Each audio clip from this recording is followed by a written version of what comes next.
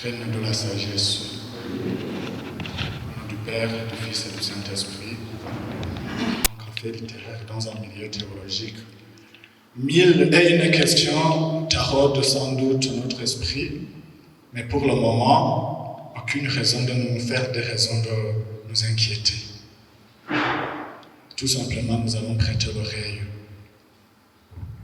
Et j'espère qu'à la fin, nous aurons passé du pourquoi au pourquoi pas. Pour rester dans les bonnes grâces de cette maison, je demande, avec une insistance particulière, surtout aux exposants, d'observer religieusement le timing. D'ici 17h55, même au milieu de la phrase, nous allons nous arrêter. Et avant d'attaquer le taureau par ses cornes, je me dis que l'alliance franco-burundaise va nous faire sentir le sens de cet événement. Bien à vous, mademoiselle Dalma.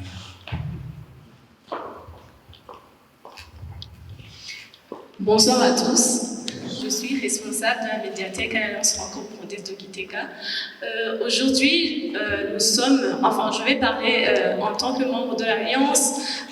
Nous sommes heureux d'avoir organisé cet événement au sein de votre campus, le grand séminaire Saint-Jean-Paul II. Maintenant, je connais son nom grâce à monsieur.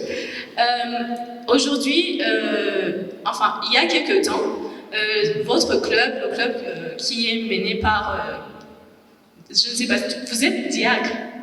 Non, pas encore, ok. Donc, par monsieur qui est quoi, Zélote, accompagné de maintenant le prêtre Herbert, ils sont venus à l'Alliance française et nous ont demandé qu'ils aimeraient qu'on leur organise des événements comme les cafés littéraires qu'ils aiment voir sur nos pages, et ils aimeraient qu'on les organise chez eux. Du coup, on s'est dit pourquoi pas. Donc, on s'est donné comme rendez-vous en novembre. Et du coup, nous voilà alors en novembre, aujourd'hui le 28. Du coup, pourquoi est-ce que nous voulions organiser cela? Parce que les cafés littéraires, c'est quelque chose qui regroupe plusieurs membres qui adorent parler de littérature, notamment les personnes qui s'intéressent au français et notamment aussi à la littérature française. Aujourd'hui, nous sommes accompagnés de monsieur Moukobano Joseph, qui est écrivain et aussi enseignant à l'université. Je ne sais que juste pour l'Université du Burundi, donc il aura aussi l'occasion de pouvoir se présenter après. Et aussi, nous sommes accompagnés de monsieur l'abbé François-Xavier Nila-Mheba, aussi qui est écrivain. Et je pense que vous le connaissez très bien parce que aussi il est ancien de ce campus. Donc, aujourd'hui, alors, nous avons prévu d'aborder le thème intitulé « L'identité burundaise à travers les prismes de la littérature et de son histoire ». La plupart des gens pourraient se demander pourquoi avoir abordé ce thème. Eh bien, sachez qu'avant toute chose, avant de pouvoir continuer la littérature, il faut d'abord connaître qui est-ce qu'on est exactement, nous les Burundais. Parce que moi, j'ai suivi la littérature française à l'université, mais aussi, on a aussi appris la littérature burundaise d'expression française. Donc, on a compris que nous aussi, Burundais, nous avons aussi notre propre littérature. Nous avons aussi notre propre histoire. Mais la plupart des fois, on dirait que c'est une littérature qui a été tue, une littérature qui n'est pas très connue. Donc, c'est pour cette raison que nous avons invité ces deux panélistes qui vont nous partager leurs connaissances à propos de ce thème. Donc, je vais vous prier de bien les écouter. Donc, ils vont avoir 1 heure pour nous en parler. Et, pas juste toute 1 heure, mais je pense que 45 minutes, cela suffira. Et après, vous, cher public, vous aurez aussi le droit de pouvoir poser des questions et aussi de pouvoir émettre vos suggestions à propos de ce qu'ils auront dit, parce que le café littéraire, c'est un échange.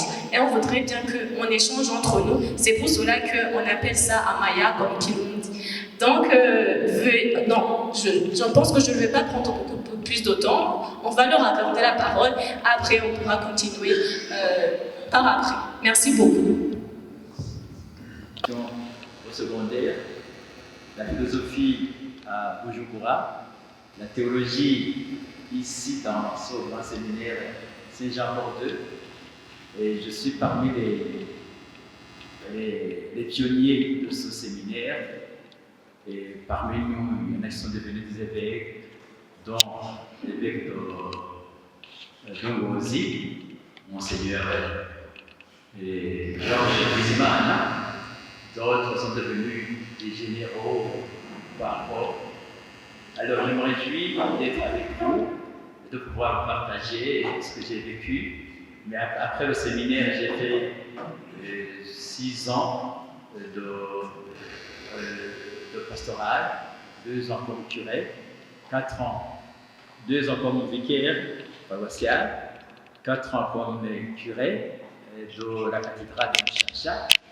Et puis après, j'ai continué mes études à l'Université de Fribourg, en Suisse, où j'ai fait un master européen en théologie morale, option réconciliation. Alors, peut-être que je peux donner la parole à mon confrère ici. Nous venons de le rencontrer dans ce séminaire.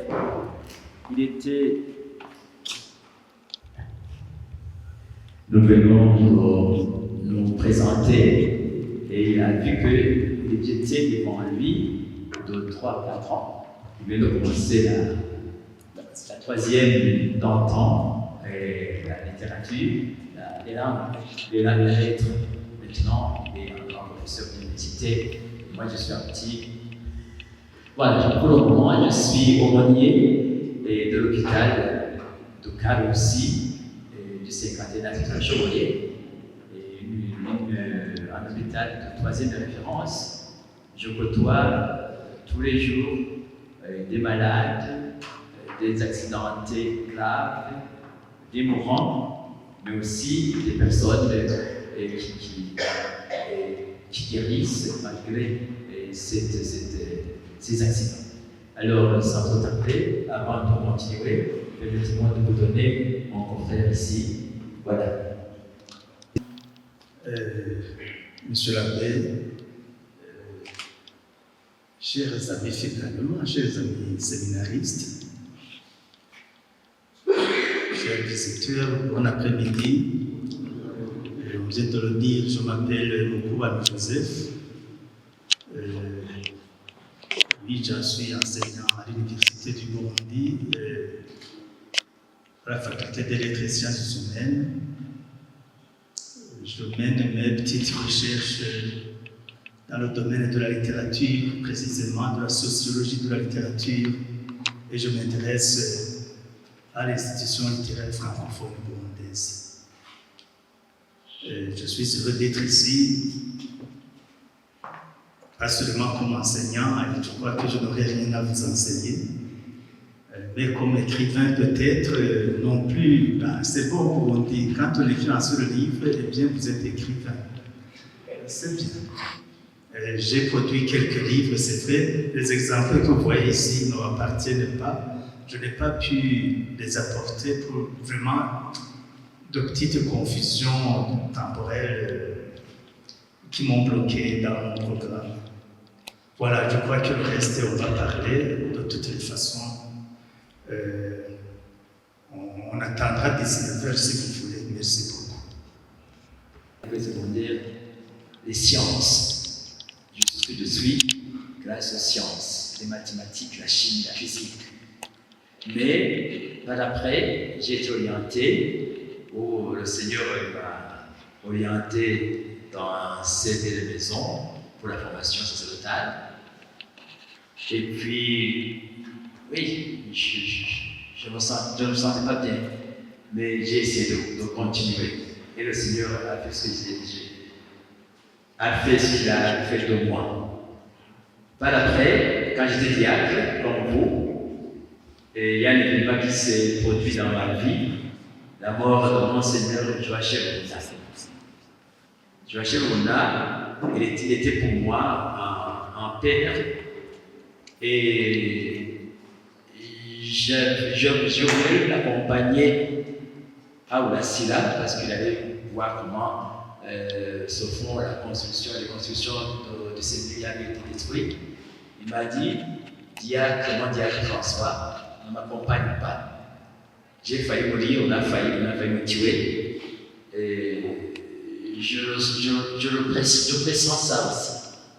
Alors, restez ici, et puis, si je meurs d'un mal à l'autre, tu pourras raconter ce qui m'est arrivé. Ramanga Tubarimo. 2 heures après, nous apprenons à la radio qui vient de mourir, qu'on vient de l'assassiner. Moi qui étais à l'archevêché comme diacre, je ne voyais pas comment continuer ma vie ou comment je pouvais aller à la messe, aller à table, et après, qu'est-ce que j'allais faire? Et d'un coup, j'ai vu une annonce, une publicité du théâtre, des pièces de théâtre, lancées par le CRID. Dans le temps, c'était M. l'abbé Adrien Nabona. Alors, je me suis mis à écrire, à composer, malgré moi, je ne savais pas ce que j'écrivais, mais comme le dit, c'est qui dit que tout ce qui s'énonce clairement. Voilà, c'est Voltaire. Ça nous clairement, et on peut le dire bien aisément. Allez-y, allez, c'est quoi, excusez-moi. Alors, j'ai composé ma première pièce de théâtre, et remarquez s'il vous plaît, je ne peux pas jouer ce que j'ai composé. Je sais faire jouer, mais je ne sais pas comment jouer, je ne peux pas jouer ça. Le livre se trouve dans votre bibliothèque, et le petit livret, je l'ai amené pour ceux qui le veulent. Voilà, juste pour vous dire comment tout s'est venu. Alors, je vais attaquer cette problématique, l'identité burundaise, à travers, je dirais, la littérature. Moi qui n'ai jamais fait de langue ou de lettres, mais qui vais exporter ça. Qu'est-ce que l'identité? Notre identité. Je l'ai écrit dans notre vie. Cette identité, à notre façon libre, cette identité n'est pas, je dirais, propre à nous. Nous partageons cela avec l'Afrique noire. Notre identité, c'est la vie. Nous voulons la vie, comme le dit le professeur Tepes. Nous voulons la vie. La vie qui se traduit par quoi? Je me limiter au proverbe court et puis au souhait. On te dit qu'il y a eu déjà qu'il a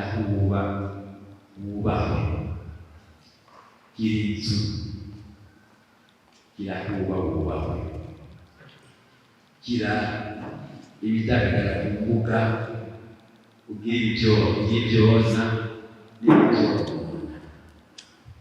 c'est l'identité d'après moi de notre vie en Afrique noire.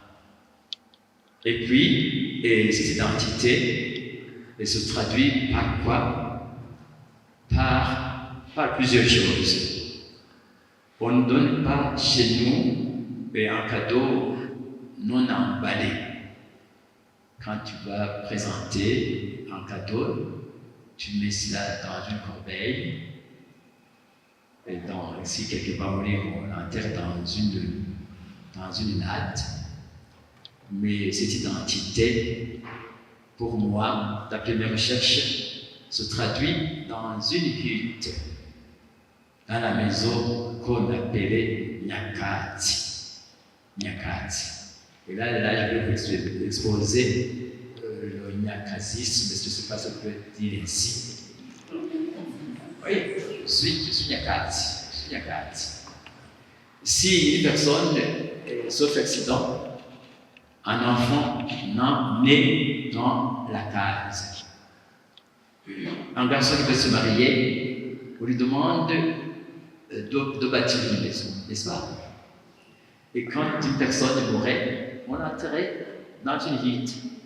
Et là, on continuait à lui donner tout ce qu'il aimait, ce qu'il mangeait, ce qu'il buvait, les outils qu'il utilisait pour continuer sa vie, la lance pour un chasseur, la hache pour un fendeur de bois, etc., etc. Et on lui donnait à manger et à boire. Mais il me semblait que c'était les sorciers qui venaient le soir, s'il y avait une bonne bière là-bas, de banane, ce sont ces sorciers qui prenaient cette bière. Voilà. Et l'emballage de cette vie se trouve dans la hutte. Dans la hutte. Dans la hutte.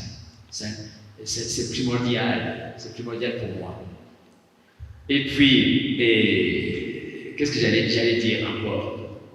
Et c'est cette hutte, cette conception vitale, comme je pourrais le dire, qui a été détruite dans notre vie. Et moi, quand j'ai vu un petit trou, pas en bas, mais en haut, oui, ou au milieu, je ne sais pas. C'est possible.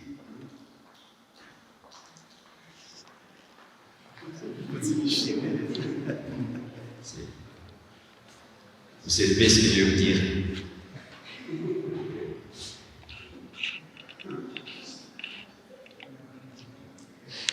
La décision de la vie. Trouver, faire un trou. Qu'est-ce qui arrive? Voilà. L'eau coule. N'est-ce pas? S'il avait fait un petit trou en bas, toute l'eau qui était dans des maisons, ça. Je peux vous montrer où la mettre. Ah bon.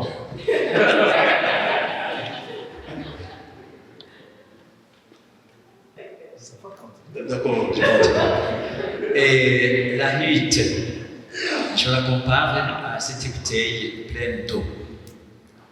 Si vous trouvez un petit trou autour de cette bouteille, vous avez vu ce qui s'est passé. Et l'eau coule, la vie s'en va. L'eau qui était dedans, qui est symbole de la vie, elle coule. Nous n'avons pas seulement trouvé, nous avons, voilà, ce qui arrive, on n'a pas seulement fait des petits trous. Pour vous montrer comment nous avons perdu notre identité. Ce qui, hier, je l'ai donné à Piculet, à Carl aussi, je lui ai demandé de le mettre en bon état. Il a échoué. Il m'a demandé 20 000 francs. Mais il a dit que ce n'est pas possible. Nous n'avons pas fait des trous dans notre hutte. Nous avons, je dirais, fait, je ne sais pas comment on dirait ça. Et ça a commencé comment? Ça a commencé comment? Là, je vais aborder l'autre point. La discussion de la vie. Nous n'avons pas seulement fait un petit trou, nous avons fait des cassures énormes. Et là, je vous ai apporté ça pour vous montrer que nous n'avons pas. Regardez par exemple, je ne sais pas si vous avez accordé, des arbres qui ont été tués pendant la guerre de 93 pour l'Université de Cédal. Depuis 65, 69, 72. Vous êtes orphelins de père de la part de cette petite guerre. Nous n'avons pas vraiment fait des trous, nous avons taillé notre hutte. Est-ce que vous vous souvenez de cela? Oui. Et ça a commencé depuis quand, s'il vous plaît? Ça a commencé, les autres disaient que ça a commencé je ne sais pas moi, en 60, 1960. D'autres disaient que ça a commencé avec l'arrivée des missionnaires, des colonisateurs. Mais pour moi, c'est ce dans mon livre, ça a commencé en 1470, s'il vous plaît, avec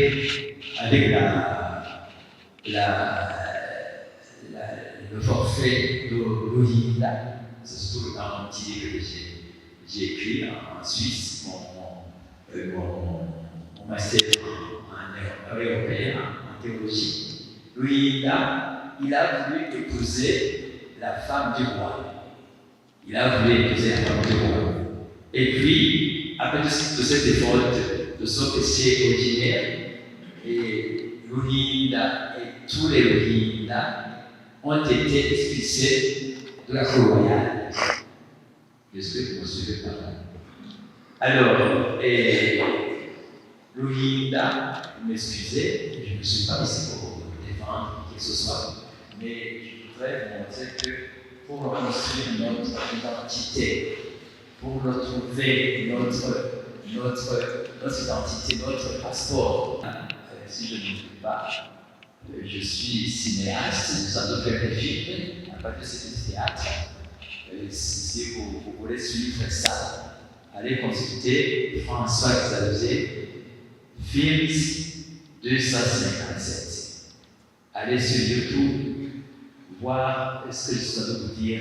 Je trouve que je suis en train de matérialiser ça dans le film. Voilà. Et si nous avons des problèmes économiques, politiques, etc., c'est parce que notre Kinju, notre bouteille de Kinju a été déchiquetée. Est-ce que vous suivez cela? Ça va? A été déchiquetée. Pour pouvoir nous rassembler, comment retrouver notre identité vitale? C'est l'assembler toutes les composantes de la société burundaise dans notre pays. Et là, il ne faut pas seulement nous borner au Hutu, Tutsi, toi.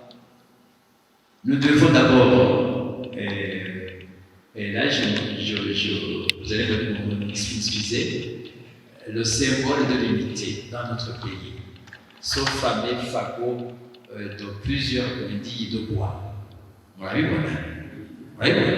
Pour moi, ça traduit, c'est une réalité pour moi qu'on pouvait transcender.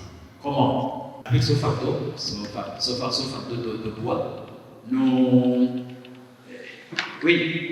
devons faire l'unité. Mais l'unité ne signifie pas, comme quelqu'un l'a dit, ou sur le bateau, dans ce fagot de bois, il y a de bons et de mauvais bois. Vous me suivez jusque-là? Il ne faut pas faire un fagot de tous les bois. Il faudrait les déceler pour voir les bons et les mauvais bois. Parce que dans notre société, dans notre vie, il y a de mauvais bois. Il y a des personnes qui ont tué, il y a des personnes qui ont volé, il y a des personnes qui ont pillé. Alors, nous devons comme le dit Descartes, avec son petit panier d'oranges, si on te dit que dans ce panier d'oranges, il y a de bonnes oranges, il faut déverser tout par terre et choisir, séparer les bonnes et les mauvaises oranges. Mais comme l'arbre dit. Je vais terminer par ça. Alors, pour le construire, trouver notre identité, notre carte d'identité. Et vous savez, quand on a perdu son carte d'identité, si la police te voit, te donne des amendes. Si nous devons retrouver notre passeport, nous devons, et pour moi, d'abord, Sofago, séparer le bon bois du mauvais, et puis nous devons chercher les coupables dans notre société, et comme l'ont fait les Allemands avec le nazisme, ils ont ramené tous les nazis là où ils étaient disséminés dans le monde, même en Amérique latine. Et puis, ils les ont amenés, non pas pour les juger, pour les tuer, pour les condamner, mais leur mettre devant les responsabilités. Je ne sais pas si je me fais comprendre. En Afrique du Sud, pour pouvoir, je dirais, gérer ou aller au-delà de l'apartheid, ils ont agrandi la maison. Ce n'était pas seulement que les Blancs et les Noirs et les Métis, ils ont ajouté d'autres communautés asiatiques. Et en agrandissant le cercle, ils ont pu détecter les mauvais, les bons des mauvais. Et Winnie Mandela, qui était la femme de Mandela, a été jugée coupable parce qu'on a trouvé en elle, on a trouvé qu'elle avait fait beaucoup de dégâts. Et Mandela s'est séparé d'elle. Alors, chers amis, chers professeurs, voilà mon petit exposé pour essayer de rester dans le timing. Alors, je donne la parole au professeur Moukubano, et qui était derrière moi de 3 ans, je vous l'ai dit, on se rencontre ici, voilà, le séminaire devient un point de rencontre. Alors, il ne va pas dire ce que j'ai dit, peut-être nous allons nous opposer pour nous unir, n'est-ce pas? C'est un principe philosophique, je pense. Alors, merci pour votre aimable attention, et je passe la parole à mon grand professeur qui est à côté de moi. Je vous remercie.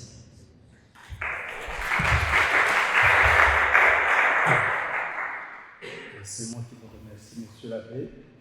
C'est vraiment un plaisir d'écouter. Bon, je ne sais pas, il y en a qui douteront peut-être. Moi, j'ai toujours aimé écouter les prêtres. Parce que Jésus me faillit en être un. Oui, je suis petit séminariste. Il semble que j'ai raté le séminaire moyen. On ne m'a pas orienté au séminaire moyen parce que j'avais douté d'une communication que nous avait faite une jeune fille de SOS ici, qui disait qu'elle avait eu des visions, elle n'avait pas des visions, comment vous appelez? Oui, des visions. Des visions. Des visions. Cette vierge avec Jésus. Et comme c'était une époque des Mazariches, c'était l'époque des visions, l'époque des... Je pense qu'elle s'appelait Béatrice. Au sanctuaire. Oui, je m'en souviens. Alors, je me suis permis de douter publiquement. Et la décision n'a pas été prise publiquement. Donc, c'est vraiment un plaisir, franchement, de me retrouver ici, surtout pour parler de littérature. Surtout pour, je ne dirais pas que je vais analyser, mais je vais juste, je ne vous dirai même rien de nouveau, pour présenter comment les écrivains burundais comprennent l'identité burundaise. Parce que cette identité, d'ailleurs, il l'a évoquée, et j'ai eu le plaisir de constater que c'est tout de suite pas Oui. Mugabo Flavio malgré sa position positive par rapport à la notion d'identité, qui voudrait que nous ayons une identité positive, il va préciser que pour pouvoir réaliser cette grande destruction de la petite élite, il a fait recours à un pilier. Si c'était un motoir, pardon, un motour, est-ce qu'il n'aurait pas pu faire les mêmes dégâts? Et si c'était un motour, la main d'un motour aussi, ce n'aurait pas été la même chose. Voilà, ce sont de ces belles questions que moi j'aime aborder, parce que la littérature, comme vous le savez, c'est un creuset d'une civilisation. À la fois, c'est un reliquaire, je crois que là je suis dans notre domaine, c'est un reliquaire d'une civilisation, en même temps que les produits de cette civilisation. Ainsi, la littérature burundaise doit nécessairement renfermer l'identité des Burundais. Attention, l'identité, je crois que, je ne l'ai pas dit en ces termes, mais vous l'avez compris, c'est quelque chose qui se construit et qui se déconstruit. Parce que, étrangement, vous détruisez l'identité, vous en prenez une autre. Il n'y a pas d'être sans identité. Il n'y a pas lieu d'être sans identité. Alors, dans mes petites recherches, comme je le disais, j'aborde la littérature non pas comme simple structuraliste, formaliste, mais comme fonctionnaliste dans le cadre de la société. C'est pourquoi j'ai parlé que j'essaie de faire de la sociologie littéraire. Et j'aborde la littérature sous l'angle déjà défini par Dubois, l'institution, angle institutionnel. D'autres disent institutionnaliste. Moi, je ne choisis pas le mot comme tel, mais voilà. Et une institution, comme vous le savez, c'est un lieu de pouvoir. La littérature est donc un lieu de pouvoir. C'est pourquoi, quand on parle de l'identité en littérature, c'est-à-dire qu'on peut comprendre la force ou la faiblesse d'une identité à travers la littérature. Et là, tout lieu de pouvoir qui concerne une société, donc toute institution, elle s'efforce. Alors, je ne vais pas définir l'institution, je crois que tout le monde sait les 4 grandes caractéristiques, c'est-à-dire un corps qui la défend, l'institution religieuse catholique, vous le savez très bien, avec toute la hiérarchie que nous respectons et que vous respectez, j'allais dire strictement, la moralisation, l'idéologisation. Certains pensent que l'idéologie c'est d'ordre politique, mais ce n'est pas seulement politique. Si c'était politique seulement, Gaza n'aurait pas eu de problème avec, je ne sais plus quel archevêque, c'est-à-dire toute l'église, Ododila, voilà, ah tiens, avec Ododila, son cousin, grand-père ou son frère, quelque part, puisqu'ils sont de la même région, et de la même, tout ce que vous savez. Donc, alors il y a aussi la question de la socialisation. Toute institution s'efforce de créer, en dehors des simples lois, mais des préceptes pour que une société soit organisée d'une telle manière. L'idéologisation, c'est qu'elle soit orientée d'une telle manière, et la socialisation pour que sa vie soit organisée comme ceci ou comme cela.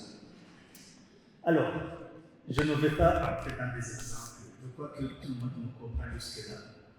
Et ce qui est sûr, c'est que chaque institution, en se donnant les 4 caractéristiques dont je parlais, c'est-à-dire un corps qui la défend, des lois qui lui donnent une autonomie, laquelle autonomie assure sa légitimité, ce sont les 4 éléments dont je parlais, eh bien,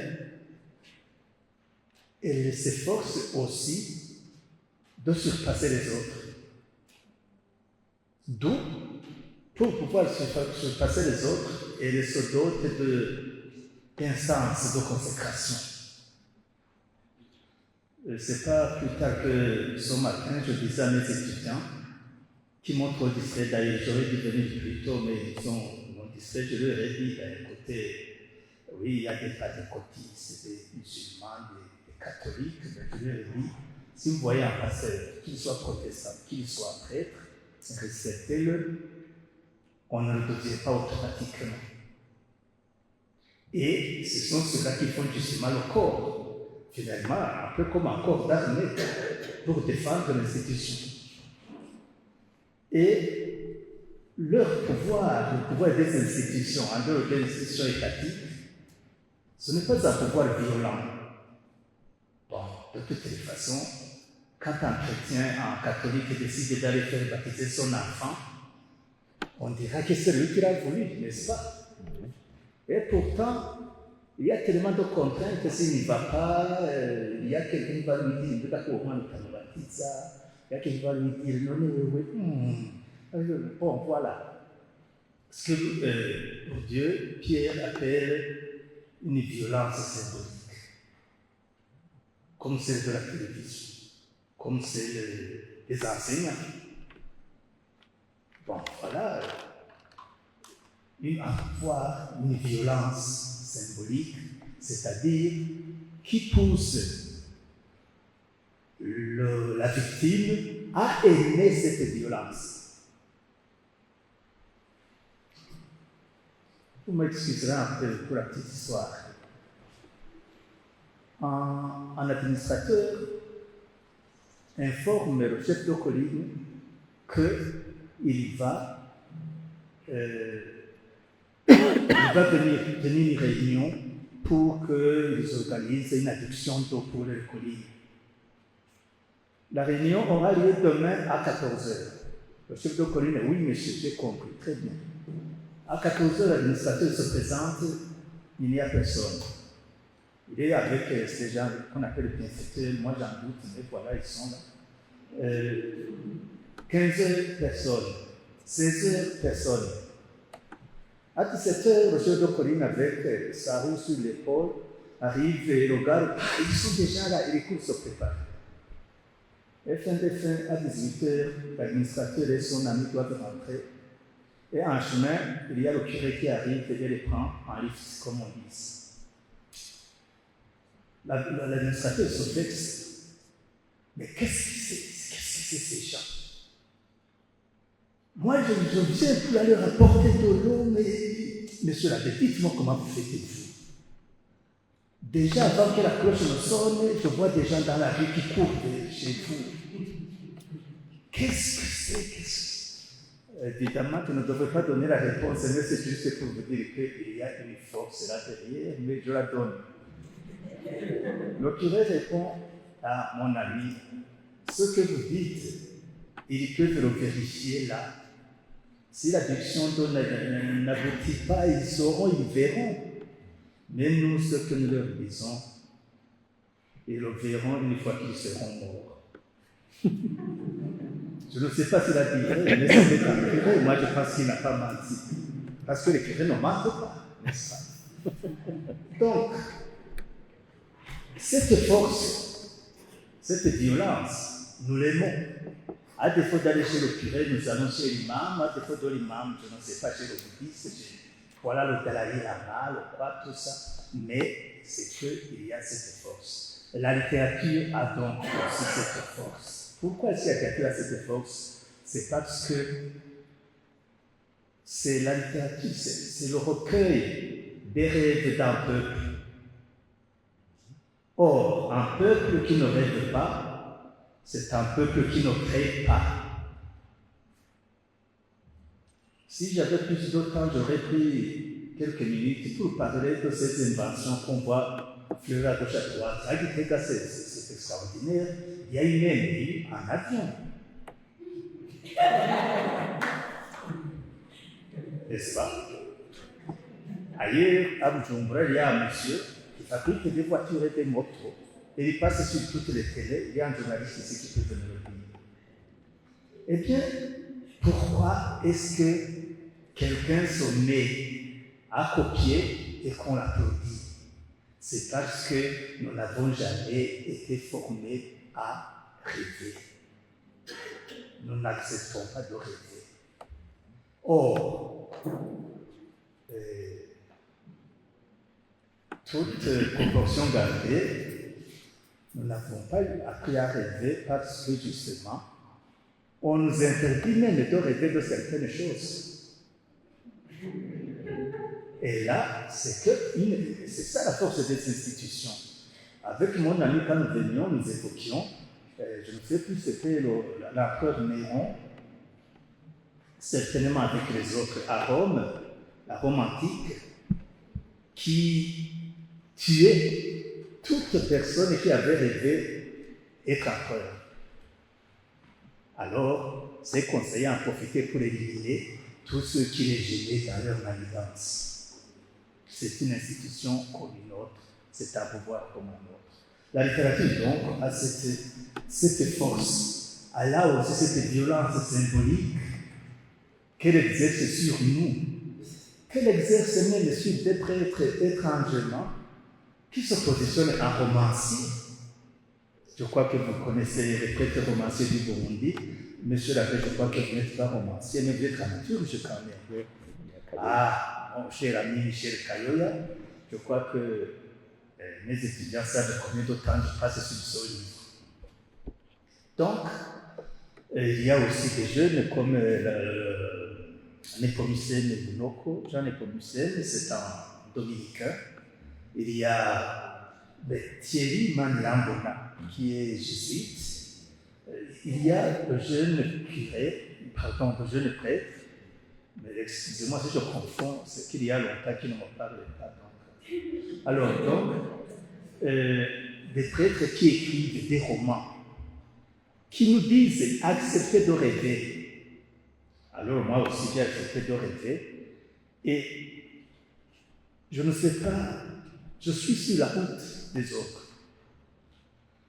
Si nous rêvons donc l'identité au Burundi, après cette trop longue introduction qui sera certainement plus longue que le développement, les philosophes me l'excuseraient, eh bien, au Burundi, dans ce Burundi post-colonial, même si M. Abbé remonte à plus loin, et c'est réel, c'est vraiment, vous m'avez appris beaucoup de choses. Nos identités sont devenues des identités meurtrières. C'est une expression de Amin Maalouf. C'est lui qui dit que les identités dans le Ghana sont devenues des identités meurtrières. Et ces identités meurtrières le sont pourquoi? Parce que ce que nous avons, ce que vous savez, et j'ai l'impression, malheureusement je ne pourrais pas faire une enquête avec vous, mais je suis sûr à quelques 80-90% que vous vous reconnaissez Hutu, Tutsi et toi. Est-ce que je me trompe? Moi, j'ai longtemps douté de ça parce que je vous dis, ces choses m'ont blessé. J'ai un témoin ici, je le dis partout. Ces choses m'ont blessé parce que j'ai entendu de la bouche des gens consacrés quelqu'un qui dit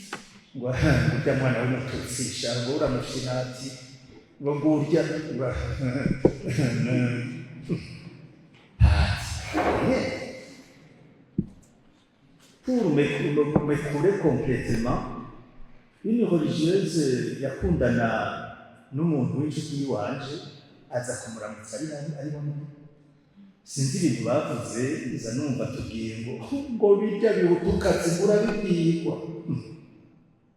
Finalement padiri yambaye ishapure mugabo mu mutima ayandika umurundi. J'aurais préféré ce qu'a dit M. Labbé.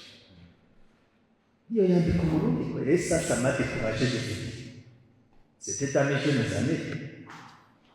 Ça m'a découragé et je n'ai toujours pas repris mon courage. Donc, l'idée que nous sommes des Tutsis et des toi, si maintenant je reviens à la littérature comme telle, donc à ce qui est écrit, pas littérature fiction, mais à ce qui est écrit, je retrouve cela dans les premiers écrits des Blancs, qui ne parvenaient pas à comprendre comment était organisée notre société sans passer par le cliché de leur propre société. Les trois classes sociales occidentales, ils les ont rapportées à une autre. Et maintenant, ce que je dis là, il y a des chercheurs qui le prouvent aujourd'hui parce que nous avons la chance d'avoir encore des gens qui savent ce qu'était le Burundi il y a quelque temps, mais aussi il y a des intellectuels qui commencent à délier les langues. Eh bien, vous savez, il y a eu tellement de confusion sur cette histoire-là. Les Hutus, les Tutsis et les Twa ont appelé tantôt des castes, tantôt des tribus, tantôt des races, tantôt des ethnies. Et tout ça, et ce qui est étrange, c'est que même les Burundais ont employé ces expressions, alors qu'ils avaient fait de grandes études en Europe et ailleurs. Et comme d'ailleurs je l'ai dit par un romancier qui est né ici, un certain Dimubandi, Gahungu Patrice, vous connaissez Salvatore? Gahungu Patrice. Non, c'est Gahungu Patrice Dimubandi, oui. Vous ne connaissez pas? Bon, de toutes les façons, il est donc par Masenga. Masenga, c'est à côté. Voilà. Donc maintenant, il enseigne à l'université de Brazzaville, au Congo. Celui qui dit que les Burundais sont des universités, étant très intelligents, mais une fois arrivés chez eux, ils sont moins intelligents qu'en pays. Voilà. Alors, je ne veux pas. Je suis sûr que tout le monde a appris à définir ce que c'est une ethnie, parce que ça touche votre formation. Et vous comprendrez que le Burundi est en fait les Burundais sont une ethnie, une seule ethnie, qui a des classes sociales, des composantes sociales. Les Bahutu, les Batutsi, les Batwa, les Baganwa et les Bahima. Dans les discussions, on pourra dire comment tout ça s'est passé, mais sachez que les Bahima et les Baganwa ont disparu avec la République. Sous la monarchie, les 5 avaient leur rôle. Et c'est ça qui définissait la classe, la catégorie où on se trouvait. C'est pourquoi on changeait. Uwo bari mu jiji muri mwebwe arabaza ko ataba nimba azi ko ari umuhutu arabaza ko atamujiji umututsi aba ababanda murabaza bakiriya presque toutes les classes sociales mu bahutu no mu batutsi barazisangiye abahima no bafite amaklasi sociale ari kwabo. Ivyo na marecherche murasomera article y'uwitwa Sadiki, il a produit en 2003 à propos des identités sociales, identités sociales effectivement dans la vie sociopolitique du Burundi. Or, ça ce sont des savoirs typiques à ceux qui ont fait des études. Maintenant, si ceux qui ont fait des études écrivent, qu'est-ce qu'ils écrivent? C'est étrange. Cette violence symbolique dont je parlais, elle s'exerce même dans nos écrits. Je ne peux pas donner tous les auteurs, mais j'ai pris un petit corpus. Je suis parti d'abord des prêtres. Les premières productions littéraires, c'était 2 nouvelles produites par des prêtres blancs, des pères blancs, un certain Ribérin et un autre Martin, qui ont produit des nouvelles dans le journal Grand Lac autour des années 1930 et 1936. Et c'était des nouvelles d'édification religieuse, d'édification spirituelle, notamment la nouvelle Fille de roi, fille de Dieu, qui parlait d'une fille de Moutarda, de Moïse, qui s'est convertie, la première princesse à s'être convertie au christianisme et au catholicisme. Comment? Oui, il a été baptisé Thérèse, tout à fait. Oui. Mais je crois que le nom, son nom originel, c'était Inandabunga, je pense. Voilà, alors, maintenant, comme vous l'aurez compris, les identités que nous gardons en nous, ce sont des identités faites sur le faciès. Des identités faites, sur le faciès ou sur, à l'époque, ce qu'on appelait l'anthropométrie. Mais, contrairement à ce que les gens acceptent, du moins diffusent, il n'y a jamais eu d'anthropométrie au Burundi, comme tel. La mesure de Bonire Batikima Mazuru, Bapimuranga, il semble que ça n'a jamais été comme cela a été ailleurs. Mais c'était la mode, on y croit. Maintenant, Michel Kayoya, je vous ai dit que c'est l'un des écrivains que j'admire le plus.